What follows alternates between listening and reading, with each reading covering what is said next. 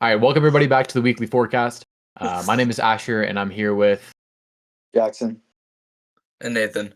And today we're going over our Week 9 takeaways. Going to go through every single game and kind of give a debrief of what we all thought. Of course, we're going to start with Thursday Night Football. We have the Baltimore Ravens versus the Miami Dolphins. The Ravens completely blew the Dolphins out of the water. Lamar Jackson's return, it wasn't really surprising. I think we all kind of saw this coming. What are you guys' takeaways on this? Tua sucks. Yeah. I mean, Yeah, I wouldn't say that's Tua pretty fair. sucks. I think that Mike McDaniel culture is gone. Also, he's just not an NFL caliber quarterback. Tua? Yeah, I don't think so. I mean, Mike McDaniel's offense is specifically designed for him. And if he can't perform in that offense, like he was 25 of 40, 261 yards and an interception. I know there's no Tyreek Hill, but they still have Jalen Waddle. They still have Devon A-Chain. Darren Waller was playing well at the beginning of the season. And so I think I think it's more of a locker room issue.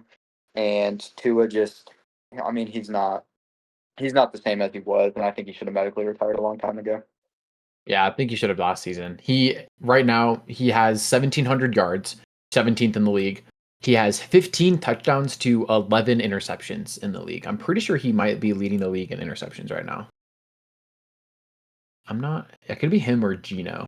I did see a stat though where I was scrolling Twitter X now, but someone posted like there's a polar bear in this picture or whatever, and it was like the NFL league leaders in passing touchdown from a week ago. He's like fifth on the list. Was he really? Yeah. And right now he's tied 10th with 15. Well, yeah, that's what happens when you. Yeah, I mean Matthew Stafford's leading the league with 21. Stafford. Matthew Stafford MVP. We need to get that talk started. Stafford. Dude, I had it a couple weeks ago in my TikTok, so I was already on that.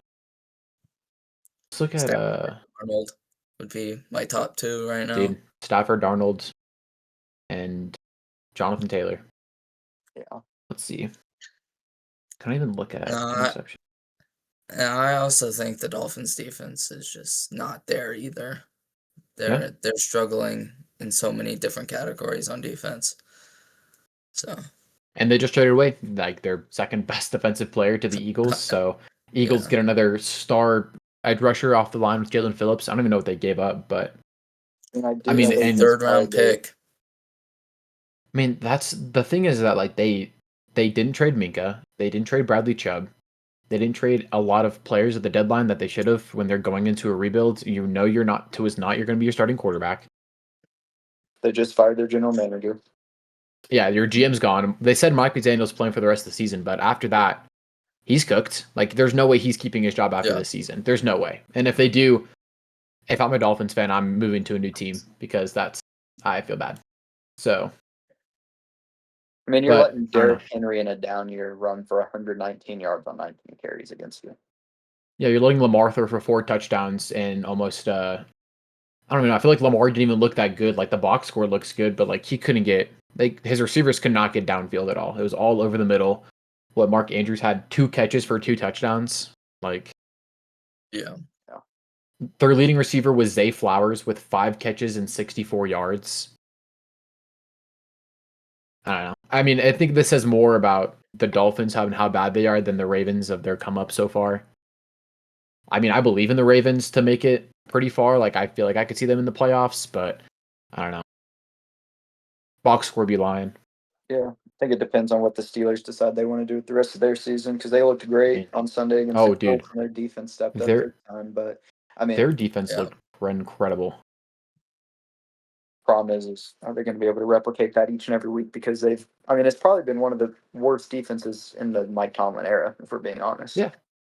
I mean, TJ Watt's looked like he's regressed a whole bunch in his career. Like, he had a good game on Sunday, but it still shows that he's not as good as he once was a couple years ago. It wasn't the defensive player of the year that he got nominated for. So, yeah. But do you guys think that the Ravens could make the playoffs, though? Like, realistically?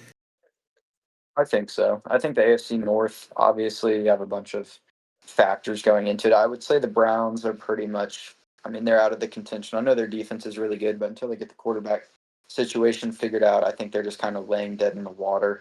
I know Stefanski just gave over play calling duties to Tommy Rees, so I don't know if that's going to change anything. I personally don't think so. I think as long as you have Dylan Gabriel back there, you're not going to really be doing anything. Start Shador. Start Shador. I mean, they might as well at this point. I mean, that's what the people That's true. want. That's what the media wants. Yeah. That's what everybody wants. So you might as well throw them out there and see what happens. So, I mean, the Steelers are 2 games ahead of the Ravens right now, and they still have to play each other twice for the rest of the season. And the Ravens have a pretty favorable schedule coming up. They still play the Bengals twice. They if Lamar play. stays healthy, they sneak in. Yeah, that's how I think too. I think they could win the division, but it depends. I don't even know who the Steelers play. Like the Steelers have to play the Bills and the Ravens and the Lions and the Ravens again late in the season. Yeah. And they play the Chargers next week in prime time. Cool. So it's possible. They got to sneak out a couple good wins out of that to make. But I don't know. I don't know if the Chargers are gonna win that game, especially with Joe Alt out for the season. Yeah, that's really rough for them. Yeah. Herbert and more propaganda of the if quarterback. If Rashawn Slater. He's going to go down as the greatest if quarterback of all time. He is. He already is. He already is. Joe Burrow might be getting into that category. Dude, Joe Burrow is, man, I've seen so many things about how Joe Burrow just mid because Joe Flacco's doing the exact same thing Joe Burrow was doing. I mean, I think there's some truth to it. I think people forget like how elite the weapons are in Cincinnati, like because their offensive line is so bad. And so it's insane. I mean, literally, if they would just invest into the offensive line one offseason, just one, and just go all out. Like, I don't know how good their offensive line was when they played the Rams in the Super Bowl, but I mean, I don't think it was that good, but it wasn't that good. So just, put the money into the offensive line, give Joe Burrow time to throw, or even if Joe Burrow doesn't play the entire season, Joe Flacco could probably win the Super Bowl if he had a decent offensive line. Yeah. And invested in the defense because the defense is atrocious. I mean, it's 33rd out of 32 teams in the NFL. That's how bad it is. No, it's literally, I think it's historically the worst defense almost ever. Since the merger, I was listening to Nerd Sesh. And they brought up the Cowboys team this year and the Bengals team this year are both the worst defense since post-merger in the NFL, and yards allowed per game, touchdowns allowed per game, rushing yards per game, all of it. That's insane. They suck. They're terrible, and we knew that coming into the season. And nothing has changed. They didn't make it. They just traded away their best player on defense. They got a new defensive coordinator. Don't even worry. They just traded away Logan Wilson. Logan Wilson's been benched all season. Since week 2, he's been benched. I didn't know that, but still, why aren't the Bengals making any trades, bro? They should have. Hey, I will give them credit. That Quinnen Williams trade was nice. It was. Yeah, they got Quinnen Williams from the Jets. Did you see that?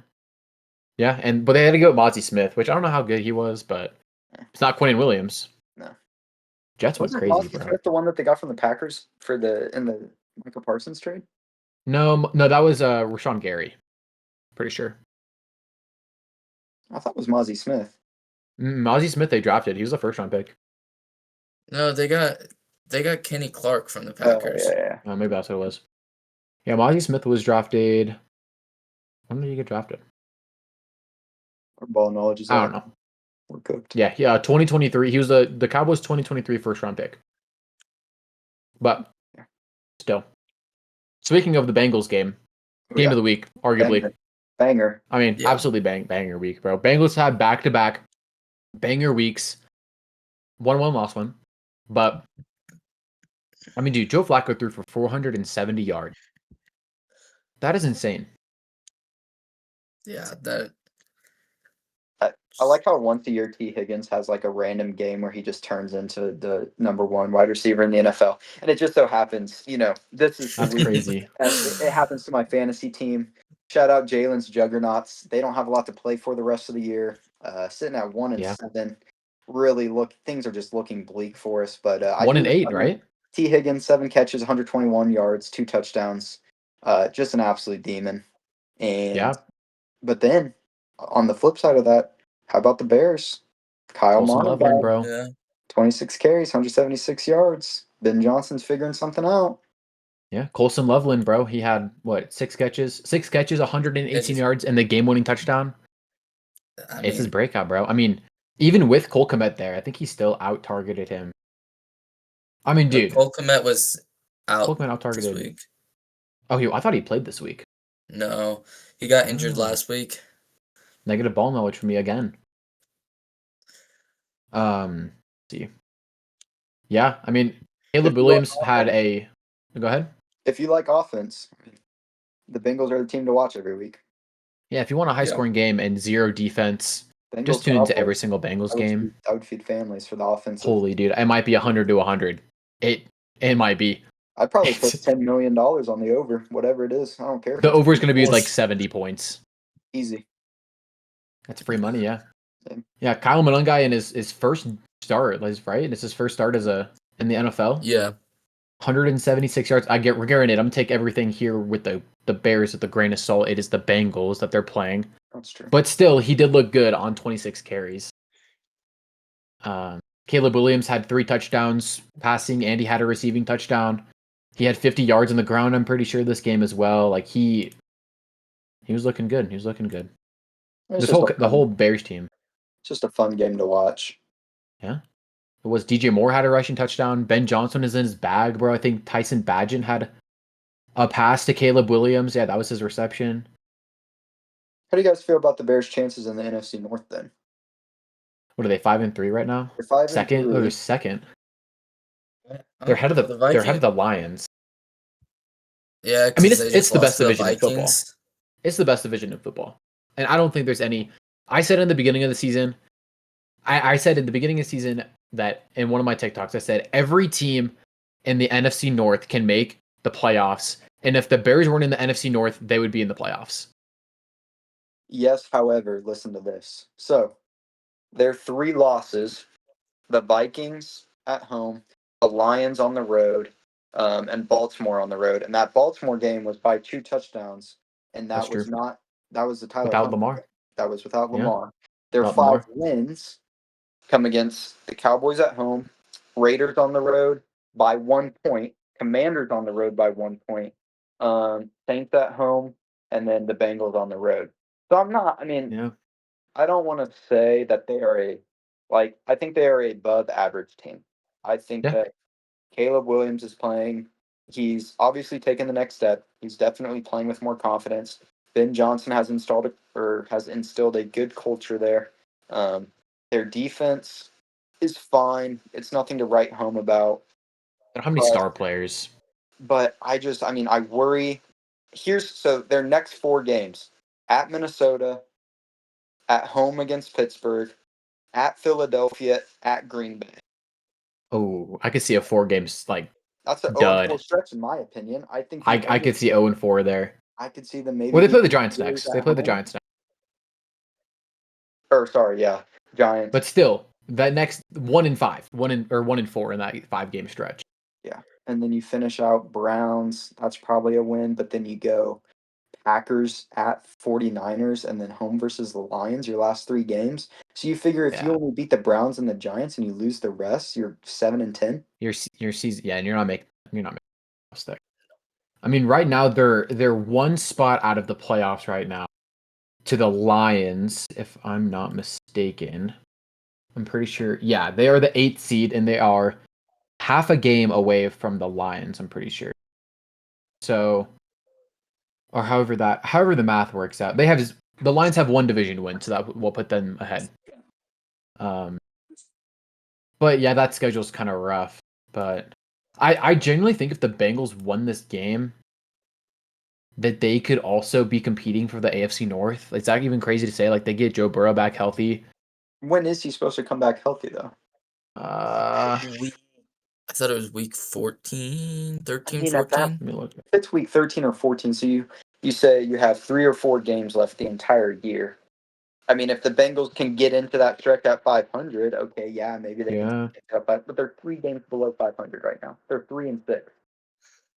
Yeah, it's kind of rough. Let me They would see have if to it says win their next 3.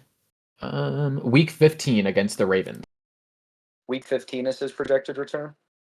Yeah, against the Ravens on December 14th. I mean, so week 15 they play home against the Cardinals, but up until that stretch you got at Pittsburgh, home against New England. You play 4. You play at Buffalo. Yeah, you play 5. Get you 5, and then Ravens with Joe Burrow possibly back. Yeah, you play 5 I mean, you play 5 of the toughest games on your entire schedule in a row. Yeah. It looks pretty rough for them, you know. Yeah, That looks rough for them. I don't see how they make the playoffs. I don't either. I think they're just gonna sit Joe Burrow. There's no point in rushing him back. He's too injury prone. Yeah, just let him have the year off. Might as well. I mean, He had a rough just year. tank and get draft picks, bro. Just tank, get draft picks, draft Invested an into offensive an lineman. O-line. Like, Yeah. do something, please. Fire everybody on the offensive line. Fire the offensive line coach. Yeah. Literally, every single one of your draft picks, draft an offensive lineman. Hope for the best. Hope one of them, two of them hit out of the 7. Offensive lineman. Hope for the best. Yeah. Well, I mean, that's what happens when you pay your 3-star playmakers top dog money. You don't have any money to spend on your offensive line or defense. It's true. Like, dude, Trey Hendrickson, he's not even playing. Like, bro, is just whatever. All right, next game we got Vikings at Lions, where the Vikings win 27-24. This improves the Vikings record to 4-4, the only 4-4 team I'm pretty sure in the NFL. Yeah, they're the only 4-4 team at 500 in the NFL right now. JJ McCarthy's return. What do you guys takeaways on that? He looked game? really good. JJ looked good. I think he looked 2 touchdowns and ran for 1. I think he looked did have an good. interception, but I think he looked good, but he had 143 passing yards. yeah, that is one thing I that feel I will like, say. But you know, drafting.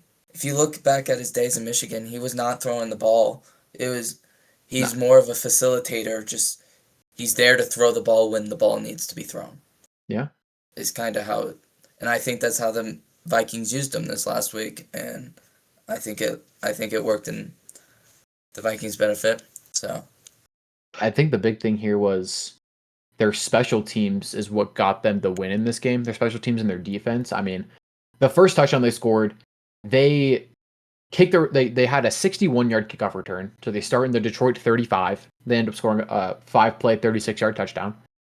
And then they scored like a 64-yard long touchdown. That was pretty impressive drive. And then the second half, they forced David Montgomery to fumble the ball. They got the ball in the Detroit 35, which ended up into another touchdown. And then they blocked a field goal in the fourth quarter, which is probably the deciding factor in this game. And they ended up getting a field goal off of it themselves. I just don't know how Brian Flores isn't a head coach in this league. And if he's not by next season, I don't know what to say. I think that's the main thing that when you look at the Vikings team, that's what you have to look at. You have to look at Brian Flores and Kevin O'Connell just being absolute dogs. I mean, they're two of the best coaches in the league. Kevin O'Connell, one of the greatest offensive minds in the league. Sean McVay, disciple. And I think they're just coaching at a really high level right now. Yeah. They're arguably Jackson had to leave for a second. He'll probably join back in a second. But yeah, I mean, the Vikings have probably a top 5, easily top 10 defense in the league right now. I don't think that's any question. And I think that they blitzed the Lions so much to the point where they couldn't keep Jahmyr Gibbs in the game for so much because he can't pick up the blitz as good as Dave Montgomery can. And you can't establish, yes, Dave Montgomery's a good runner in the league, but Jahmyr Gibbs is a purely better rusher than Dave Montgomery, and you want him in for running plays, but you can't you can't run the ball against the blitz. Right. So that's kind of where I see the issue is with the Lions. Jackson is back to take a little break. I mean, Jackson, we were just saying about how the Vikings dialed up a bunch of blitzes and they had to keep Dave Montgomery in the game to pick up those blitzes instead of Jahmyr Gibbs, who's a little worse, which made the Lions have to throw the ball a lot. I think that's really smart. I mean, I think that's just good coaching. Obviously Jahmyr Gibbs is one of the more crucial elements of the Lions offense, and he's kind of their joker. And I think when you can keep the joker off the field, it's just going to hail good results.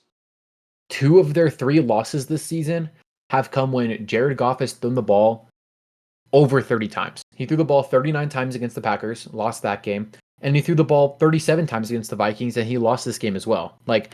I think that Jared Goff is a good game facilitator, but I'm not relying on him to throw the ball 40 times a game, and that what leads me to a victory.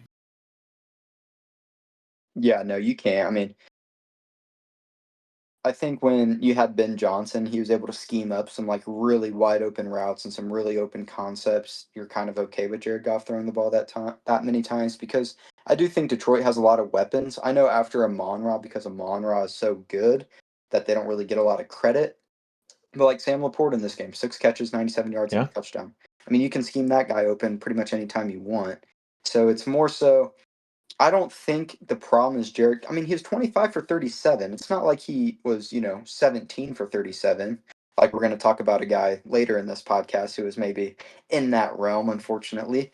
But he, if you don't establish the run game, he's like most of your traditional system quarterbacks slash pocket passer, just more of your precision guys. He's like all of them. If he doesn't have a run game, he can't succeed. Yeah. Yeah. Yeah. I mean, the Lions only rushed it 20 total times the entire game. Yeah, and then that's just not what their play style is. Exactly. Like they've always been when Dan Campbell's been in that team, his entire go bite the knees. Isn't that what he said? Bite the kneecaps or something like that? Yep. Yeah, bite their kneecaps. So big win for the Vikings. They're 4-4.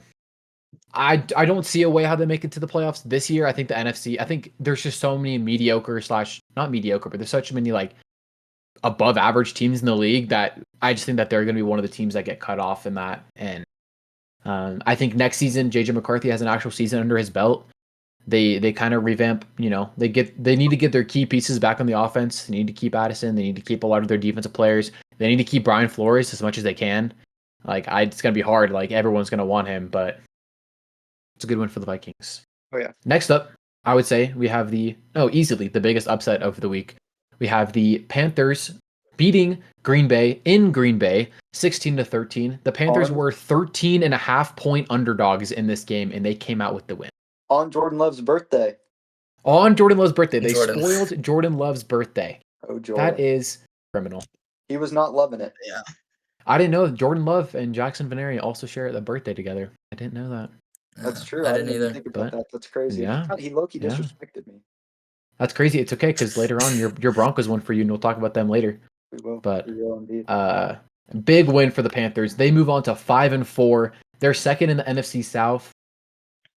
I don't know if this is a fluke, 5-4. I mean, their wins are against the Falcons, Dolphins, Cowboys, Jets. I don't care if it's a fluke or not. They beat the Packers. I have a take. Yeah, go ahead. Dallas should be in Coach of the Year conversations. That's not crazy. I think they have such an easy schedule kind of coming up later on the season. I mean, Saints, Falcons, Saints again. Like that's 4 more games that's very easy for them to win. Do they have to play the Buccaneers twice still? Yes, they play them week 16 and week 18. They played the Bucks. I think that determines the division. Those 2 games. I can't see it. I don't see the Bucks losing that many games. They're 6-2 right now. They still. I guess that's true. I forgot NFL is stupid and does like how your divisional record isn't relevant. It's just your overall record. Yeah, so it's like, and the Bucks have Cardinals, Saints, Falcons, Panthers, Dolphins, Panthers at the end to finish off their season. Probably one of the lightest in the league. Yeah, but I do think if the Panthers can win 4 more games and they end the season 9-8, maybe there's a chance. Maybe there's a chance that they get in. Okay. But they'll have to win. They play the Niners, Rams, and the Seahawks still in the season. 3 pretty rough games in those games, though. I mean, yeah, they just need to win one of those games. So that they can. I mean, I feel like might be the turning point in their season. I think they've kind of established their identity. Rico Dowdle, great again. He's leading the league in yards, and he's only started 3 games for him. 25 carries, 130 yards, 2 touchdowns. I mean, it's just he's their guy now, and I mean, I'm not a Jordan Love truther like a lot of people are. I think he's a good gunslinger. I think he has great arm talent. I don't see it there with him, and I don't see the contract that he got either. I've never seen the contract. I said that when he first got that contract that I was never high on it. But do you think this is more on be in the top 10 quarterbacks in the league right now, and he is easily on a top 5 contract. Yeah. So do you think this game was more on Jordan Love or on LaFleur? Because I've seen a lot of Packers fans say that the LaFleur is kind of falling off. I mean, Jordan Love, 26 of 37, 273 yards and an interception. I think it's a little bit of both. Okay. I think it's a little bit of team building as well. I think the Packers have a lot of wide receiver 2s on their roster and a lot of wide receiver 3s. They do not have a solidified wide receiver 1. Romeo Doubs is their leading receiver in this game, 7 catches, 91 yards. I mean, that's a decent stat line, but if you were to ask anybody, I mean, just in everyday life or in the media, Romeo Doubs is not a wide receiver 1. Nobody considers Romeo Doubs a wide receiver 1. He just lost his wide receiver 1, Tucker Kraft, probably done for the year. He is. He torn ACL. He's torn ACL. So he's done. He's done for the year. I think LaFleur. I think people want to pin it on LaFleur because they don't want to admit the fact that Jordan Love is not the guy. But they have to keep him assigned to a huge contract. Like exactly, they are in denial about the contract. They're in denial about the quarterback, and they have to blame it on somebody. So they are blaming it on Matt LaFleur. I mean, I think they have the 2 worst losses on the season. You lost to the Browns by 1 score. You tied with the Cowboys, and you lost to the Panthers. Like it's been said all season long that the Packers play down to their opponent. I mean, the Bengals game, yes, they won by 9, but it was a lot. It did not feel like a 9-point win. They won by 4 against the Cardinals.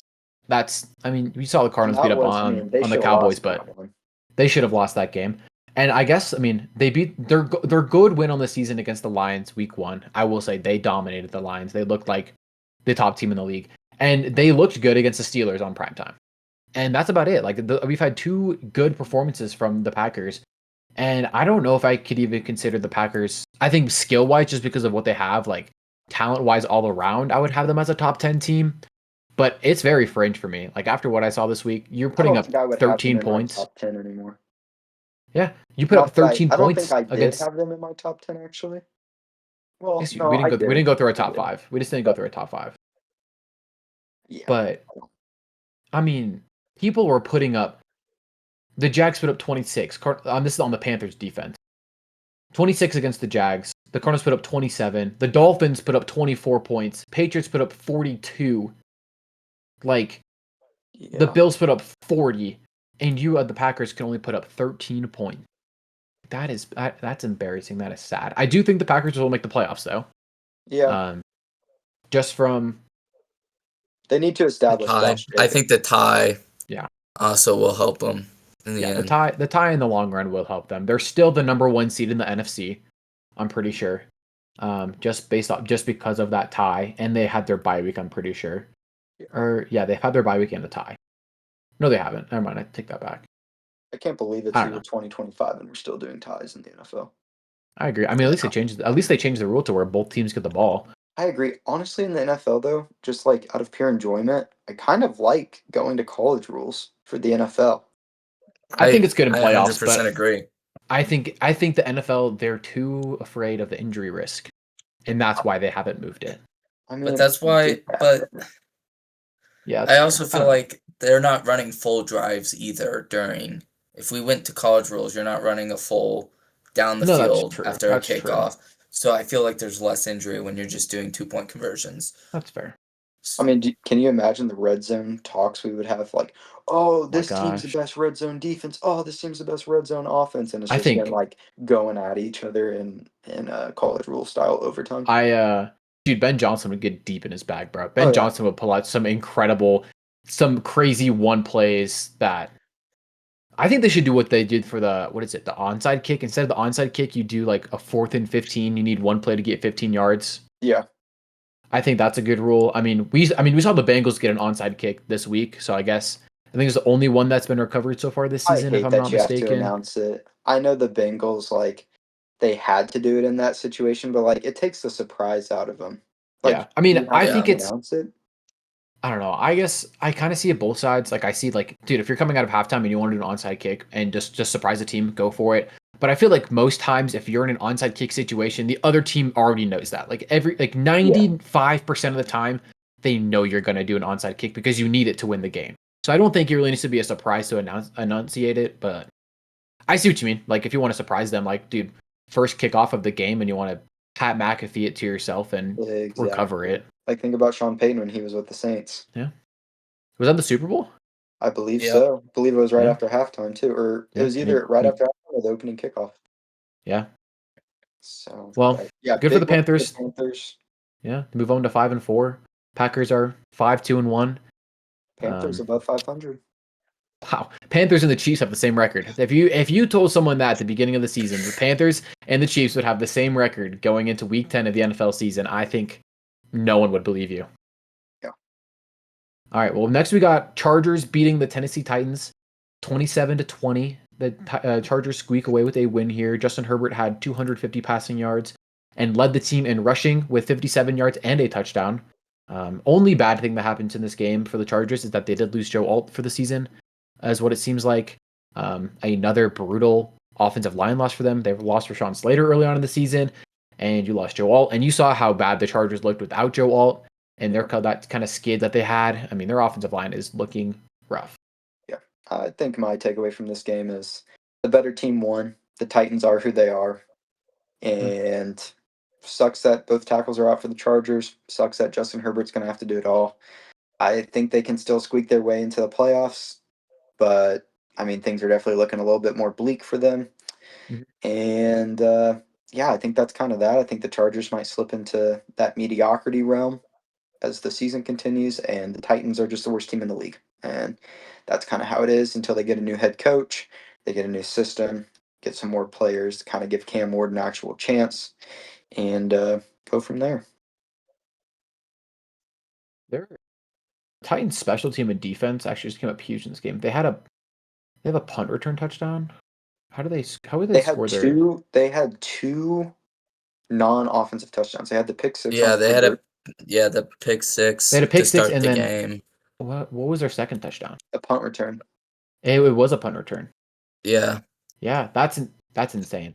Like I'm not gonna say the Titans like need something on offense, but they need something on offense. Like their offensive line sucks. Cam Ward has looked good, but it's also there's been some moments of Cam Ward has been having not looked good. He's had some duds of a game. I mean, he's had duds of a game all season long. Their defense was supposed to be kind of their backbone this year too, and I think they've been pretty underwhelming. Yeah, I agree. It's just I don't know. It sucks for them. But I didn't really watch much of this game. I did not care much for this game. I saw Quentin Johnson got me a touchdown in fantasy, and I was happy about that. So he kind of showed up and didn't drop me 0 points like he did last week. So that's all that really matters, fantasy at the end of the day. At the end of the day, I'm 7-2 in fantasy. So that's all I really care about. Me haven't too. Hit a parlay. Haven't hit a parlay in about 3 or so weeks. So actually, I think I hit one. You guys are forgetting. I actually hit one this week. NBA season, the over 3-point bet parlay. We got to start posting on Instagram. You got to post our flip. You got to send me your flip thing. I'll just post it on Instagram. Hashtag post it every day. Sponsor us. Hashtag we do not support illegal gambling. Real. Tell them. Don't. All right. Well, unless you're 21 or older. Illegal gambling's bad. Don't be like Chauncey Billups. Don't do some illegal poker stuff with the mafia. That's pretty bad. Terry Rozier. Don't be John Tate Porter. Oh gosh, yeah. Don't be any of them. That's one of the greatest. Let's be some real human beings here, and let's gamble illegally. And if you don't have money, if you have a gambling issue, go get some help. Credit card. Or do that, and then till you win, and then you can pay off your credit card with all your winnings. I haven't won in 2 months. Oh, that's not good, Nate. Nathan hasn't won in 2 months. Oof. Hopefully make money from this podcast. All right, next game. We got the Falcons going to New England, choking this game away, I would say, in my opinion. I wouldn't say they choked it, but they definitely lost in Atlanta Falcon fashion, and they lost 24-23. New England Patriots won this game. Big story of the day was they missed the extra point with, 10 minutes ago in the game.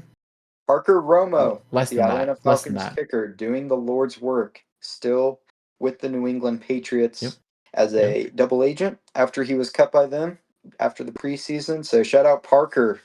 Real good, buddy. You wasted a Drake London legacy game. 9 catches, 118 yards, 3 touchdowns. Shout out. Hashtag on my fantasy team.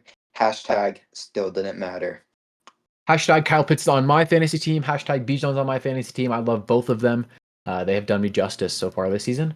He missed the extra point with 4 minutes and 40 seconds left in the game. The Falcons ended up getting the ball back in the game because they stopped the Patriots to go 3-and-out. They get the ball back, and they have probably one of, I don't know, apparently it's a scandal now if the Patriots are doing. They had some fake clapping thing going on. I didn't really see anything about that. And the It's always the Patriots are just cheaters, a bunch of cheaters. That's all. I guess they were doing their silent count with the clapping, is what I was told. Well, common Patriots cheating. They're going to deflate the footballs. They're going to clap whenever they can. They're going to legally scout. I don't know what more. Bill Belichick is getting with the 20-year-old. I mean, not with the Patriots now, but he's associated with them. So, looking pretty rough. But Penix got a 1st and 10, got an intentional, or 2nd and 10, an intentional grounding call, which pushed them back to 3rd and 20. Which that intentional grounding was on the controversial silent count. Yes, that's good to notice. That's why Penix snapped the ball quickly and just threw it straight into the dirt because he thought he saw an offsides from the defense. Did you guys see that? And they ended up calling. When that ball was snapped. The what? Did you see the close-up video of Michael Penix's eyes when the ball was snapped? No, wait, let me look at this. He was like, Let me look. So he didn't even know the ball was coming. No. He wasn't even looking at the ball. He was motioning his receiver. And then the ball was snapped and he had to lock in. Then he got the intentional grounding. So he did not lock in. He unlocked. Oh god. Poor Penix, bro. Penix, he looked good in this game, I will say. He had 3 touchdowns. He had some good passes to Drake London. I think it more showed of Drake London of his hands. He easily has top 5 hands in the league. I mean, Drake London's easily a top 10 receiver in the league to me. And if you guys don't think that, well, start thinking it. He's insane. He's 9th right now in yards. He just had a 3 touchdown game. He mossed Christian Gonzalez, I'm pretty sure, on one of those plays for a touchdown. One of the best corners in the league. He looked good. And on the Patriots side of the ball, I don't even know what happened. How did Drake May look? He looked okay. I mean, he had an AI interception. Yeah, and apparently an AI fumble. So yeah, if you guys aren't on this, all interceptions and fumbles from Drake May and Bo Nix and Sam Darnold are all AI since AI is taking over. Sora, that's crazy. What Sora is getting so realistic now. It's pretty insane. I will say that Drake May, I'm pretty sure, is the 2nd most sacked quarterback in the league, and their offensive line still sucks. Booty cheeks. They drafted Will Campbell though. He's supposed to solve all their problems. He made that really cool statement. He always got his quarterbacks. He's always going to protect his guy. And I mean, I don't think he's necessarily been the problem this year, but just as a whole unit, they've not. I mean, they've definitely been underwhelming. Well, the Falcons are they blitz the most out of anybody in the league, I'm pretty sure, as well. And that doesn't help if your offensive line is already pretty bad anyways. So, but yet again, the Patriots though. Oh yeah, it was a fun game. It was a great game. Yet again, on the Patriots side of the football, Patriots defense side of the football, they stopped Bijan Robinson under 50 yards rushing, which is the 9th straight game that the Patriots have stopped a rusher to go over 50 yards. That's a running back, because I think Josh Allen ran for 50 yards against them in the Bills game. Yeah, Josh Allen ran for 53 yards, but actually pure running back wise, I think it's pretty impressive. That's just an insane stat that their defense is able to do that week in and week out. Especially, I mean, they're not exactly facing bad running backs. I mean, Krishan Judkins, Bijan Robinson.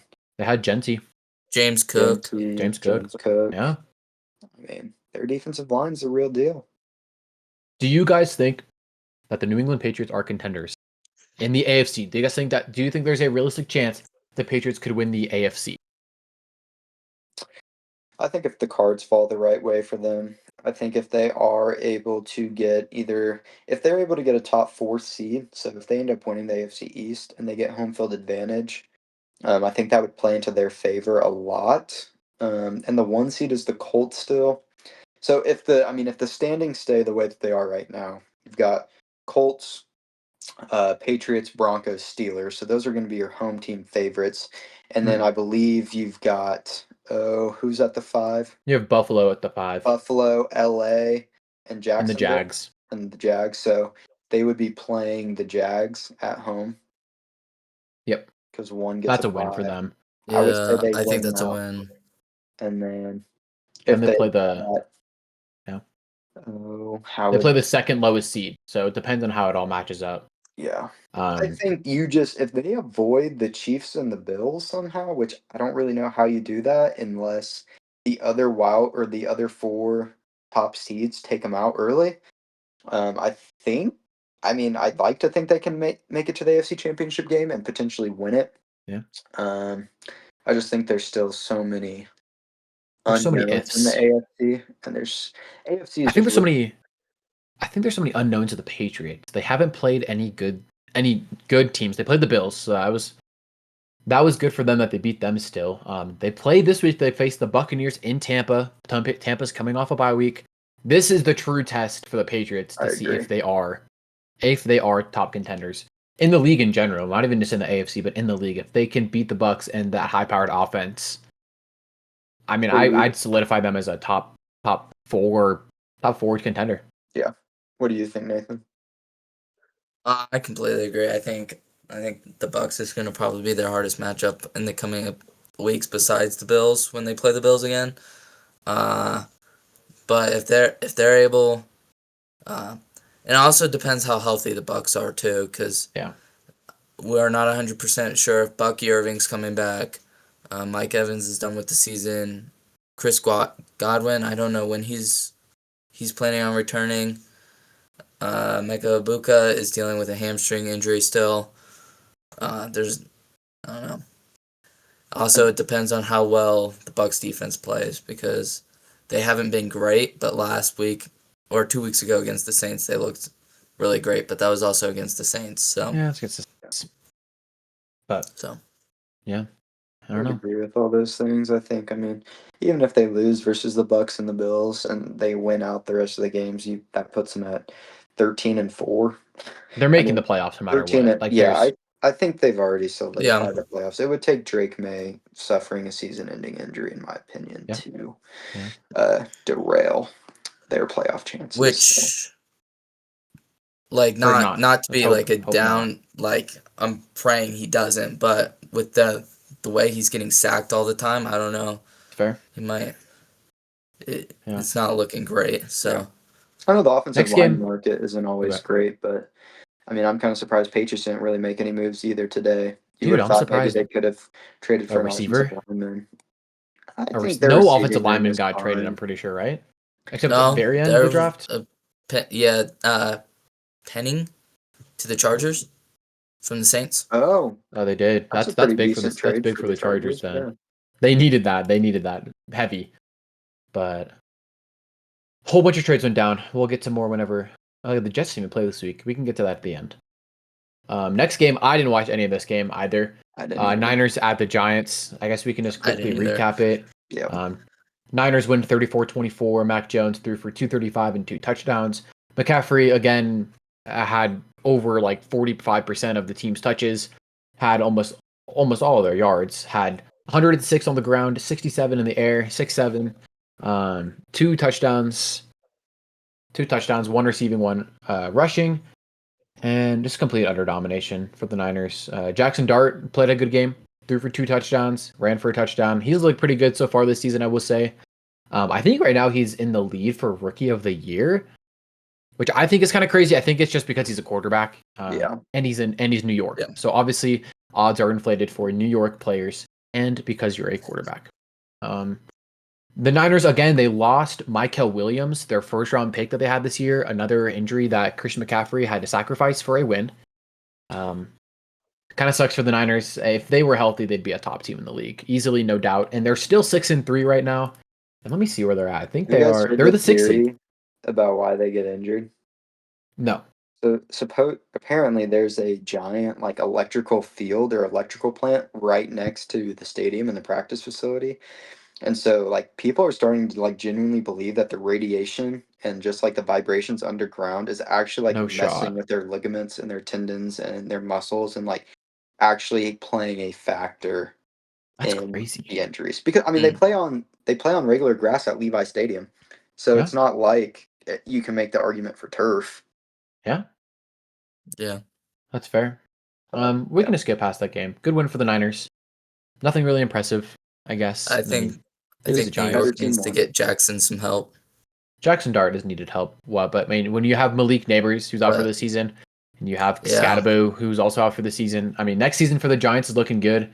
They didn't really make any moves either in the trade deadline, which is fine. And not every team needs to make trades at the deadline. A lot of teams didn't end up making some. I mean, they're but the next game, their season's kind of over. I think the only reason why they would have made a trade is maybe Dable tries to save his job, which I do think with Dart's development and Dart's play, he does get one more year. But I think that's his last year if he doesn't produce a winning record or playoffs.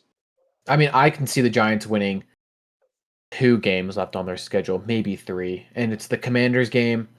Their next games is Bears, Packers, Lions, Patriots, and their next 4 pretty rough. Commanders, Vikings, Raiders, Cowboys is their last 4 of the season. They probably win against the Commanders and the Raiders, and it'll be a division game against the Cowboys. Not looking good for them, but we kind of knew that coming into the season with the Giants. We knew we knew that this wasn't going to be their season. We knew we were going to see Dart at some point, but we didn't know how good he was going to be. Turns out he's better than I feel like I thought. I kind of underestimated Jackson Dart. He's the best quarterback in his class right now until Cam Ward steps up. I mean, that's fair. I mean, Cam Ward used his legs a lot in college, and he's done none of that. I feel like this season, like just rushing the ball. Maybe it's just because the offensive line is just terrible, and Dart at least has somebody on his offensive line. I think Dable is also at least competent enough. I don't think Callahan was cut out for that job. I don't think the special teams coordinator, Mike McCoy, who has taken over, I don't think he's necessarily cut out either. But I mean, I think get him a real head coach, get him a real offensive coordinator, get him a couple of weapons and sturdy up the offensive line. Give him 1 to 2 good seasons and a real chance, and then kind of see where he goes from there. Yeah. It'll be good. I mean, I'm just excited to see how the Giants are in the next couple seasons. I think they have potential, at least with if they stay healthy. Please. I agree. Next game we got. I would say pretty good win for the Steelers here against the Colts. I think we talked about them earlier a little bit when we were talking about the Steelers defense and how good that they looked against this team. I think they had 6 turnovers forced in this game. Daniel Jones had 3 interceptions. Daniel Jones came back down to earth this game. If you didn't watch the game, Daniel Jones became human again. They didn't. I don't know what was going on with Steichen, and because you're giving Jonathan Taylor 14 carries. I don't know why that is. I don't know why they're only giving probably the best offensive player right now in the league, or second best, 14 carries. I mean, he had 14 carries, but he also only had 45 yards. So that's less than 4 yards a carry. Not saying that. 3.7 is fine. That's almost a first down, or it is a first down every single run technically at 3.7. Yeah. But it just goes back to the point we were making with Jared Goff earlier. It's when you get these quarterbacks that are your traditional system. I think the Daniel Jones resurgence has been great. I think the Colts resurgence has been great, but also I think Shane Steichen is the ship that is keeping that thing afloat. And I think agree. That we kind of saw what happens when you take away Jonathan Taylor and you take away the running game. You make Daniel Jones throw the ball 50 times. Yeah, that's pretty insane. You're going to always have a chance to win that game when that's the case. They sacked him the most times out of the season. He had 5 sacks this game. The amount of pressure that the Steelers were getting on Daniel Jones was insane. And that's what you do. That's how they stopped Sam Darnold last season in Minnesota. They got pressure to Sam Darnold, who was showing out in a year that no one thought he was going to. He was never good in the pocket under pressure. And you saw what happened. He had 9 sacks in that playoff game. And you see here, Jones had 5 sacks, 3 interceptions, and 2 fumble losses as well. So he came down to earth, but we knew it was going to happen. I mean, I'm pretty sure everyone in the world thought. That's why a lot of people, I think Cody had him, the Colts 7th in his power rankings or something like that. Yeah. He didn't have him very high. He didn't have him top 5, but he predicted that they were going to come down to earth, and that's exactly what happened. So, what do you think about this one, Nate? No, I think the Steelers defense definitely stepped up. They actually looked like they were back to what they were last year, because I thought the Steelers' defense was great last year. Yeah. They just didn't really have an offense to go with it. And I think I think if their defense plays like this, they're 100% winning the North. I agree. Easily. I also think if you're getting, like, I'm pretty sure they got, like, QB pressure was over 50%, and I feel like if you can put pressure on any quarterback over 50%, you have a higher chance of winning that game. Like, if you look in the Bills game, they had a 53% QB pressure on Patrick Mahomes, and Patrick Mahomes did not have a good game either.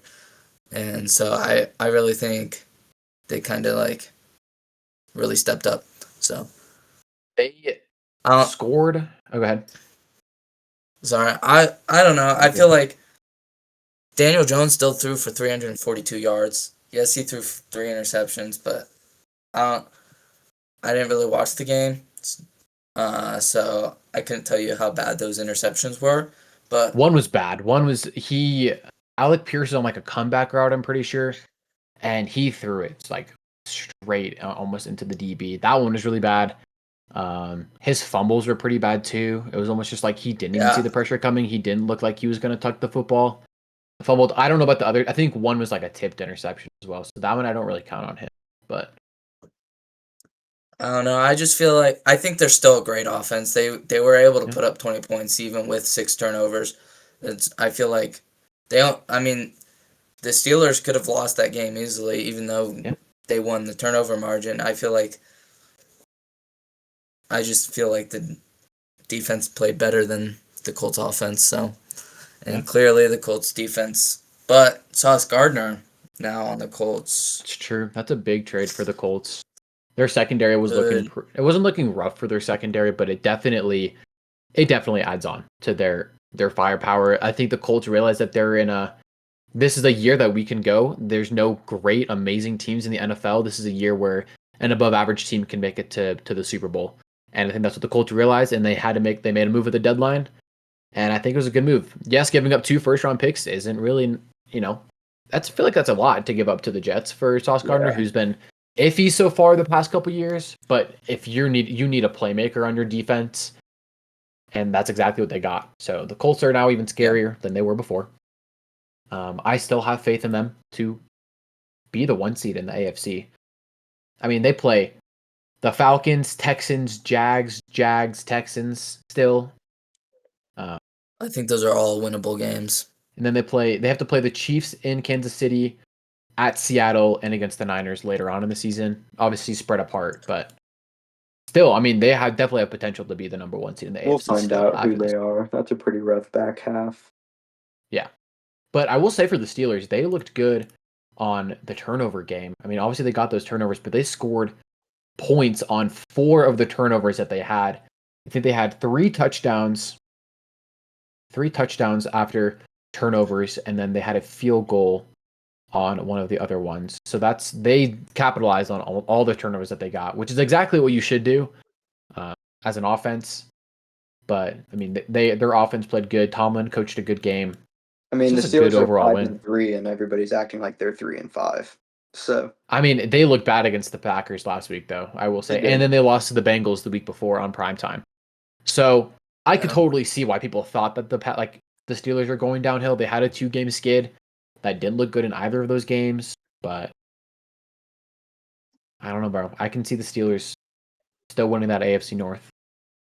Yeah, I agree. Let's get on to your guys' team, the Denver Broncos, beating the Houston Texans. What was the score of the game? 18-15. 18-15. Will Lutz hit a game-winning field goal? Yep. Yeah. Will Lutz hit a game-winning field goal on Jackson's birthday. That was big time. It's kind of crazy. Our other co-host, Cody, is actually in Florida right now at Disney World, and I just think it's crazy that we are talking about the Broncos-Texans game, and Bo Nix is going to be there in March celebrating a Super Bowl victory where Cody is currently visiting, so that's kind of cool and exciting. No, actually not, but just kind of a fun, imaginary dream and a pipeline to have. I think what we learned today in this game, both defenses, I think you can go 1A, 1B. Broncos defense, even without Pat Surtain, still looked great. Obviously, CJ Stroud leaves the game in the first quarter after a pretty brutal hit from Chris Abrams' drain. Flag was picked up. I know there's mixed reviews going kind of all around Twitter about that hit. I'm not going to comment on it because I feel like my biases might get in the way, and I don't want to lean one way or the other. It was a rough hit, and prayers up to CJ Stroud. Hopefully, he can be back next week or the following week, and hopefully, the Texans can kind of turn it around a little bit. If you were a defensive football fan, this is the game for you. If you are Shout an out Caden offensive Schwint. football fan, yeah, shout out Caden Schwint. I don't know if you're listening to this, but shout out Caden Schwint, bro. If you're an offensive fan, just close your eyes, look away, act like this game never happened. Bo Nix, 18 of 37, 173 yards, 2 touchdowns. Another really bad interception in the first half today. Sora, Seemed like Sora. hashtag Sora, hashtag AI, hashtag not real. Hashtag seems like it happens every single week, though, and I think we just need to start, as Broncos fans and Sean Payton as a head coach, needs to just go ahead and recognize that every single week there's probably going to be some sort of a Bo Nix interception or a Bo Nix fumble that just doesn't need to happen. But it's going to happen. It's going to look really bad. That's just kind of who he is. I really am not sure why Sean Payton does not think that Bo Nix should be using his legs. He obviously makes the game winning play. Well, one of the game winning plays with his legs as he scrambles for that 30-yard gain with about 30 seconds left to get us into field goal range. I think just the main takeaway is Broncos are 7-2. They have one game up on the Chargers in the AFC West, 2 games up on the Chiefs. They continue to find ways to win. It's not always pretty, but good teams just find a way to win. I think I'm ready to say that they are a contender, but there are definitely a ton of question marks with that team still on the offensive side of the ball. Nathan, now say some takes about your Broncos real quick, and I want to get into what my feelings about the Broncos are. I kind of completely agree. Our offense is like hit or miss. Like last week, if we saw against the Cowboys, I know the Cowboys are like the worst defense in the league, but we were actually scheming up some plays to get people open. And like I didn't get to watch a lot of this game because I was working, but I got to watch the end of the game. I definitely think Sean Payton needs to scheme more QB runs for Bo Nix. He had the big scramble for 25 yards to get us in field goal range, and then 2 plays after that, he had a QB sweep, like a design QB run for 12 yards. And me personally, it's just like, if you look at the Giants game, he rushed for 2 touchdowns. They were like scheming up runs, and then all of a sudden, we're not doing that, and our offense looks stagnant. Because like, if you're getting the QB involved in running, like now you have to worry about read options. Now you have to worry about J.K. Dobbins or R.J. Harvey taking the ball, or Bo Nix. I don't know. He did not look great passing though. He had those 2 beautiful touchdowns, but besides that, it was just like nothing to be excited about. Yeah, he's still a little inaccurate on his deep ball, a little bit. He's still got happy feet, which just drives me crazy. Last thing I'll kind of say before I let you get into some of your takes is the Denver Broncos next 5 weeks looks like Raiders at home, Chiefs at home, bye week I believe, Commanders, Raiders.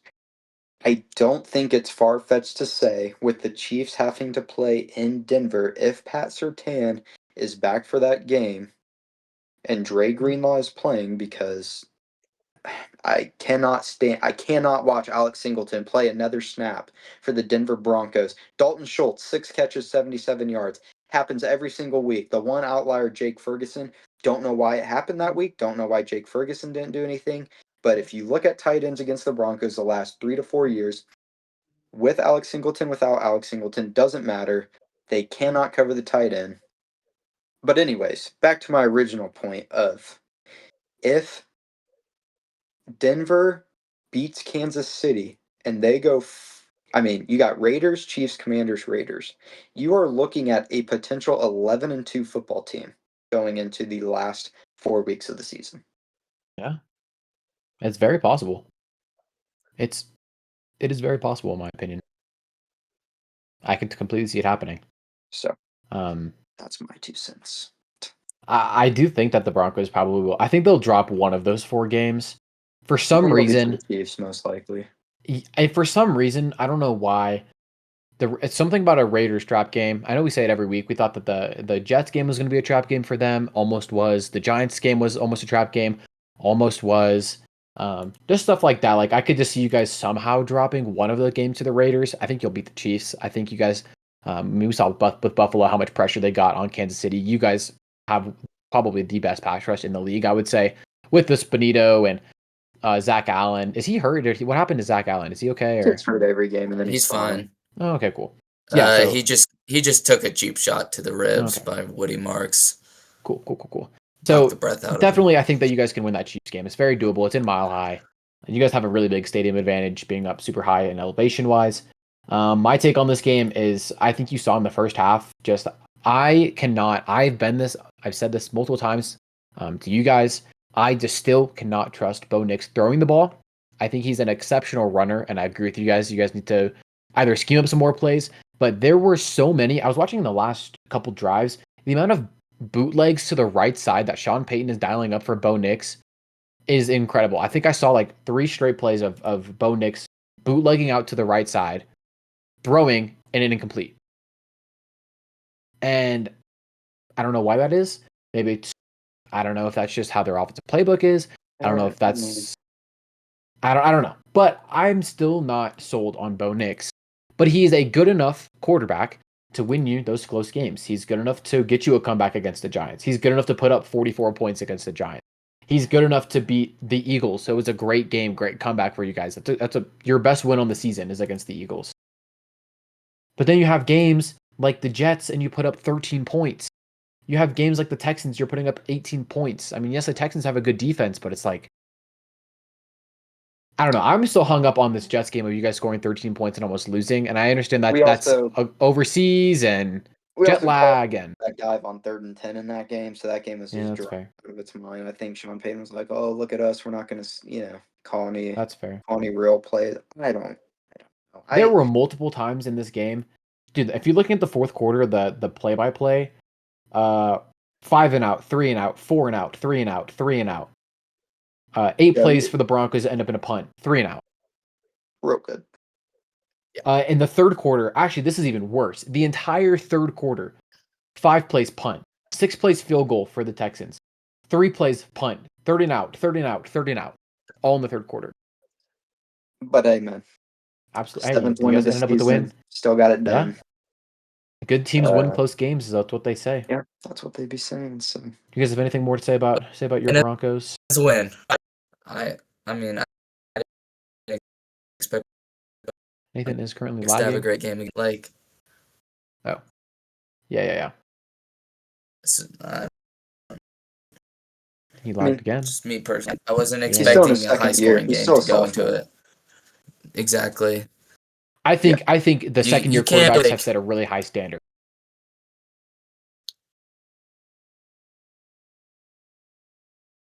Nate, you here?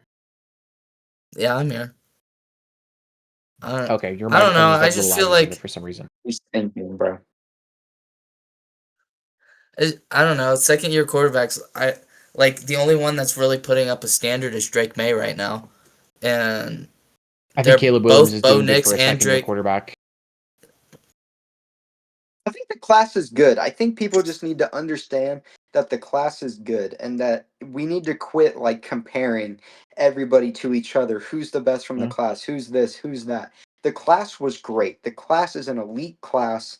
It's a generational class. They're all winning games. And we just need to accept that everybody is good. Everybody in their system, everybody on their team, it works. And we just need to be okay with that. We just need to quit playing the comparison game. I agree. Well, let's get to the next. We'll just kind of breeze through, I feel like, these next 2 games because I feel like none of us really watched the next 2. We were kind of all focused on Kansas City at Buffalo. I think that's the way more important game. But Jags go into Las Vegas, get into overtime. They get the win. They stop Geno Smith on the 2-point conversion to win the game. I think that's it's a good call to go for 2. I mean, you want to win the game. You play to win. You don't play to lose. Pete Carroll knows that best. Gino actually had a good game, and I'm surprised. Maybe he's just a Brock Bowers merchant, but 4 touchdowns, 284 yards, and an interception. Brock Bowers obviously had 3 touchdowns on 12 catches, 127 yards. Also, a big storyline from today is that the Raiders just traded away Jacoby Myers to the Jags, who they just lost to. So they did lose another one of their star playmakers, which means, Brock Bowers incoming 15 target game every single week. He's gonna feast on Thursday. Oh, 100%. I mean, if you Alex Singleton, bro, get ready to learn Chinese, buddy. Yeah, hopefully Drake Greenlaw comes prepared to play. They actually let him play the full game, and we can kind of get some stops here and there. But I mean, shout out Cam Little, new NFL record, Shout out Cam Little. yarder. Shout out the NFL for drug testing him the next day. Shout out, not mysterious at all. The Jags are just such a weird team to me. Dude, I don't know what to think of them. I don't either. They're not going to win their division. They have a great win against Kansas City, but they just that's it. Well, they beat the Niners. I mean, I they think almost that's a lose to the Raiders. Yeah, but they also got blown out by the lost. Rams. Yeah. Say that again. I actually do think Liam Cohen is the right guy for them. Oh, I think Liam their Cohen is team him. is just their roster is weird. Yeah, Trevor Lawrence is just that mediocre quarterback. He's got that big frame. And then you have your receivers are Brian Thomas and Travis Hunter, but Travis Hunter's on IR, so your wide receiver 2 is, well, now it's Jacoby Myers. But Parker Washington was in this game. I don't consider ETN an elite level running back. He's above average.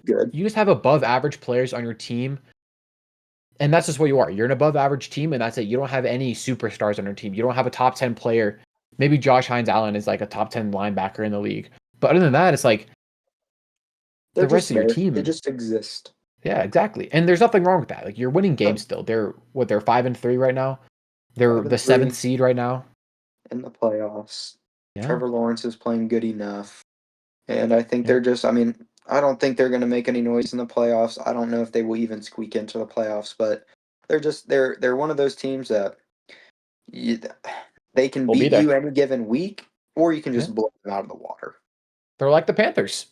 Yep. They're the AFC version of the Panthers, in my opinion. Yeah. I completely agree with that. I think I like the Panthers a little bit more still. I think if they face each other, I don't know. It depends on how good they get. How Rico Dowdle's game is. Someone get out to Goodell, tell them to just flex in that game and get that game on the schedule. So next game, breeze through this one. Rams completely blow out the Saints. It wasn't even close. Tyler Shuck's debut, 15 for 24, 176 yards with a touchdown and interception. Their leading rusher of this game was Taysom Hill with 30 yards. Stafford line is just so good. Oh yeah, and Stafford is my MVP vote right now. 24 for 32, 281 yards and 4 touchdowns. He was my pick a couple weeks ago when I made my rankings for it. I think he still is proving up that case. He's first in touchdowns right now. He's 21-2 touchdown to interception ratio, and is 6th in the league right now in passing yards with 2,147. I think the Rams are easily contenders if their defense keeps playing at their elite level. They have the chance to win the NFC West, which is also a very strong division. They're tied with Seattle right now, I'm pretty sure, or they're 1 game behind Seattle in the standings. Just because let me look, actually. As long as they are healthy, I don't. Oh, there it is. I think they are really, really good. As long as they're healthy. And I think that they are pretty solidified. They're definitely going to win 1 game in the playoffs, and then Sean McVay will win them a 2nd game, and then they're in the NFC Championship. That's kind of how I see them. That's where I see them at, and I think that it's not too far-fetched as long as they're healthy. It sucks that every game matters in the NFC West. 3 of the teams in the NFC West have 6 wins. Seahawks are 6-2, Rams are 6-2, and the Niners are 6-3. The Rams also have the 2nd best point differential in the league at a +82. So it's not like they're just squeaking out wins. They are just completely demolishing opponents. So yeah, there's that game. Good for the Rams. They're easily contenders in the NFC. Shout out Tyler Shuck. Got his first NFL touchdown. Yeah, good for him, he bro. set a new NFL record, though. For what? lowest time of possession as a team. Oh, actually? What do they have? Yeah. That boy is not a Uh, game manager, that's for sure. 16 minutes and 7 seconds. Yeah. They had the ball for like a little over a quarter in total. Like, that's insane. Well, just shows you how good that Lowest in Rams NFL defense is history, of getting so. stops. Well, let's get on to the probable game of the week. Or it was the projected game of the week, not our game of the week. But Kansas City goes into Buffalo and loses to the Bills 28-21. Josh Allen went 23 for 26, 273 yards, and a touchdown. He also had 2 on the ground, I'm pretty sure, as well. Yes, both 1-yard rushes. Or Tush he pushes, had, I guess. I don't know. Whatever. He's probably one of the best 1-yard rushers in the league. I think this moves in the regular season, the Bills are 5-1 against the Chiefs. They have won 5 straight games in the regular season against the Chiefs. I mean, yes, it matters to a certain point. I think that eventually in the playoffs, they'll get to beat the Chiefs. Hopefully, let's hope so at one point in this Josh Allen, Patrick Mahomes era. But man, that Bills defense stepped up so much against Mahomes. Mahomes went 15 for 34, 250 yards and an interception. He had the lowest completion percentage in his career with 44%, I'm pretty sure, something like that, 45%. Absolute domination from the Patrick Bills. Mahomes did Yes. not look good. Yeah. I also think this win is like really big because if the Chiefs would have won this game, I think they would for sure have a rematch in the playoffs, most likely. But I think because the Bills win this game, I think the Chiefs have a harder time to get into the playoffs now. I mean, 100%. their schedule's pretty easy coming up because I believe they still have to play the Raiders or they play the Raiders again. They have a bye week coming up. Then they play the Broncos, Colts, Cowboys, Texans, Chargers, Titans, Broncos, Raiders. I could see him. I don't see him losing to the Chargers or the Titans or the Raiders again. They're gonna find their way to 10 wins at least. They'll sneak into the playoffs as like a 7, probably make it to the AFC Championship game like they always do. And then it's just gonna, I mean, at the end of the day, Chiefs are the Chiefs. Patrick Mahomes is Patrick Mahomes. Andy Reid is Andy Reid. There's only so much you can do. There's only so much that the analytics can say before you just have to trust your eyes and you have to trust your gut. And you just kind of, the Chiefs are gonna find a way to shake some stuff up. Yeah, it's Andy Reid, it's Patrick Mahomes, it's inevitable. I mean, they had a really good win against the Lions. They had a decent win against the Ravens yes, Lamar got hurt. Next week in 2 weeks from now in Denver is going to be, it's a big game. I think that, not that game can really set the tone for the Chiefs, but if they win that game, I truly think that they can beat the Colts, they can beat the Cowboys, and they can beat the Texans. They go on a 4-game win streak, and guess what? They're 9-4. They're 9-4, and it's like it's very possible for that to happen. And I'm not counting this Chiefs team out just because of a loss to a top team. I mean, their losses are to the Bills, which is a top contender, the Eagles, who are a top contender, the Jags, and the Chargers, which are 2 above average teams that we've both said. So it's like, right. But again, I if you wasn't can't beat the saying top I'm teams, counting them out, but oh yeah. But again, if you can't beat the top teams, top dog. Can't beat the top dog if you can't beat the top teams. So it'll be interesting in 2 weeks with the Broncos game, especially with them coming off the bye. It'll be a good game. Is that 225? Bro, flex that game into a Sunday night, please. Well, don't worry, need because you to. got to watch us play the Raiders on Thursday night this week. So No one wants to watch Yeah. that, bro. I'm going to be completely I'm not honest. saying they do. I'm just, I mean, Let's see, Amazon what's week Prime had a 11? really good run at the beginning of the year, and then now they're kind of getting True. bad games again. Dude, can we? Okay, no one wants to. Please, I need you guys to. If the NFL is listening to this podcast, bro, please flex Kansas City at Denver instead of Dallas at Las Vegas. No one wants to watch the Cowboys and the Raiders on Monday Night Football, or that Thursday night matchup where it's the Jets at the Patriots. Please What's do the something. Sunday game? Detroit, Philly. Yeah, yeah. Yeah. Yeah, that's a I good game. think if they were to flex it, though, they would have to flex it to the same day, which is the problem. That's fair. That's fair. But it's 2 weeks away, so it's like I feel like it's not True. They completely got out of time the. if they really wanted to. But yeah, I We'll mean the see. Bills defense stepped up. If they play like that for the rest of the season, I think that I might have the Bills as one of the best teams in the league. I think I might have them at that one spot. I think they just had a bad 2-game skid in the season, and I would put them. I think I would have them as the best team in the league right now. Personally, I think with after the Detroit loss, after the Packers loss, after the Colts loss, maybe I'd have the Eagles above them. Yeah, I don't think that's necessarily a terrible take. I think they're playing probably the best in the NFL. I just still think their roster has some holes in it, and they didn't really make any moves today either. I would have loved to see them try and get a wide receiver. Dude, if I got Chris Or just Olave, or just get some help in the defensive side of the ball. But they didn't yeah, really do anything. I think as long as you have Josh Allen and James Cook, I think that's really all you need. But it'll definitely be interesting to see if they can continue to ride that out. I think if Sean McDermott if he stays aggressive in his approach and Joe Brady continues to just kind of be the offensive coordinator that we've seen him be these past couple of years, I definitely think that they're a top 3 team in the NFL. yeah. Feed James Cook. That boy is a monster. Top 3 He's running back in him. the league.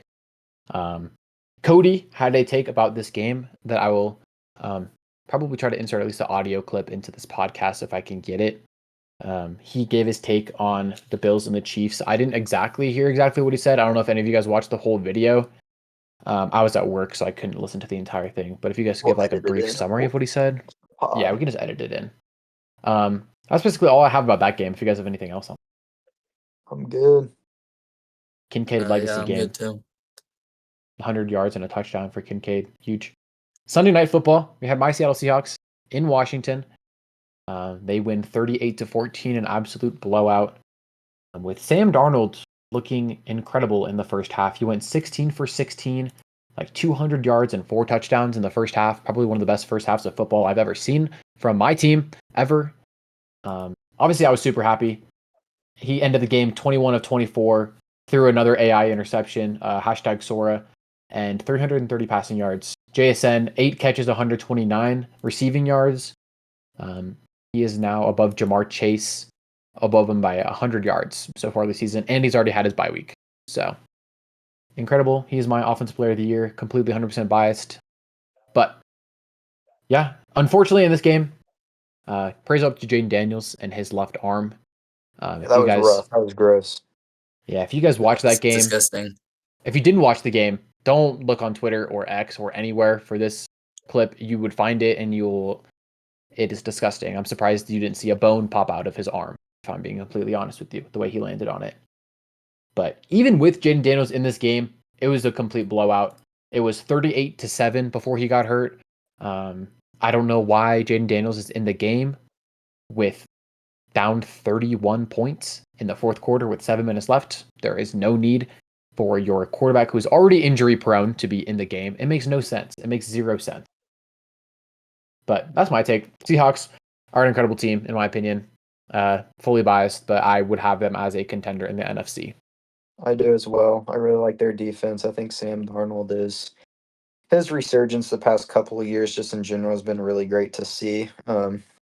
I mean, it just kind of makes you think and feel for a couple of other quarterbacks who maybe didn't get the opportunity that we're seeing from some of these guys like Sam Darnold, Daniel Jones, Baker Mayfield, these guys who were kind of basically thrown away. And then they get into the right fit, they get into the right team, the right culture, and they kind of revitalize their entire career. And I think that's what you're seeing, especially with Sam last year in Minnesota with Kevin O'Connell. And then this year, I mean, I think at this point, it's not unrealistic to say that he's right behind Matthew Stafford in the MVP rankings. Yeah. I don't really think there's anyone else besides Stafford that's playing at a higher level than him at the quarterback position. As you mentioned, Asher, 21 of 24, 330 yards, 4 touchdowns. His first incompletion didn't even come until the second half, I believe. Yeah. Um, Clint Kubiak's doing a great job with that offense, as much as I hate to admit it, because I'm a Kenneth Walker fantasy owner. But, I mean, winning is the result that you want to get every game. Offense is the result that you want to get every game. You obviously want to outscore the other team each and every game, and the Seahawks offense is playing at a really high level right now, and I mean, I can't deny that. So, I mean, the one thing I'll say about the Commanders is obviously Jaden Daniels going down, kind of being hurt throughout the entire year. Also, I think playing a last place schedule last year really worked in their favor. Obviously, they still made it to the NFC Championship game, so there is something to be said about that. But I think you're just seeing a little bit of regression from them. They're a little bit older on both sides of the ball. The Debo Samuel thing hasn't quite worked out the way they wanted it to, and Terry McLaurin has been injured. Most of the year. I still think Cliff Kingsbury, sorry, is a good offensive coordinator. I still think Dan Quinn is a good head coach. I think this might just kind of be a reset year for them, though, at this point in the game. Yeah, I think their season's over. You're 3-6. Your star quarterback's out for the season. Just tank to get a high draft pick, get a weapon, get another weapon for Jaden to throw the ball. Like, bro, if they could get a top 5 pick and they get any Ohio State receiver, like, they're just bound to be good. Let's see. The first half, the Seahawks scored on all 5 of their drives. They scored points on. They went 5 for 5 on points and scored 31 points in the first half. So good for them. I mean, the game was pretty much over at halftime. The game was over when that fumble happened on that kickoff, and then we scored a 1-play touchdown to go 21-0. And then the Commanders went 3 and out. It was wraps. It was pretty much wraps, man. I mean, I think it's a good one for the Seahawks, but I mean, again, it's the Commanders. They were injury prone already coming into the game. They're the oldest team in the league. They're incredibly slow. Like, not an impressive win, but a blowout's a blowout. Good teams are going to blow out bad teams. Good team win. That's all that can be said about Yeah. it. Nate, do you have any thoughts? Troy Tory. Horton. Tory. Breakout game for him. Holy dude, he's insane. I love him. 4 catches for 48 yards and 2 touchdowns. I think they might try to involve him more in the offense after that. Sucks because great. Okay. I think I saw statistically he's like the most efficient receiver in the NFL. He has like 13 catches and 5 of them are touchdowns. Yeah, 13 catches, 5 touchdowns, averaging 12.4 yards per catch. On 22 targets as well.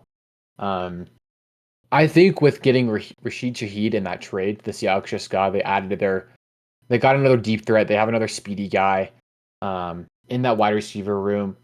I think that Cooper Kupp's role is going to diminish more in this offense as a pass catcher, but I think as a run blocker, he's still good. I think he's still one of the best like blocking receivers in the league, him behind like Puka, and I mean Amon-Ra's up there as well.